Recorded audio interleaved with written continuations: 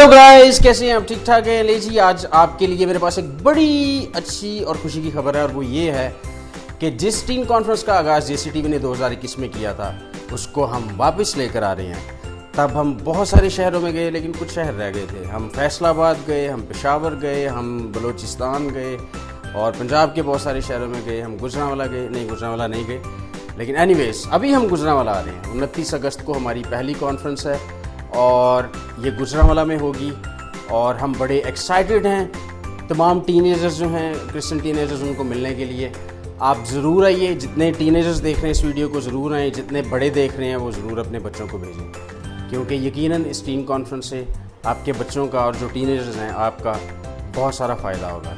तो इस फ़ायदे के हसूल के लिए इस टीन कॉन्फ्रेंस में ज़रूर तशरीफ़ लाएँ। मिलते हैं फिर बहुत जल्द। Bye bye.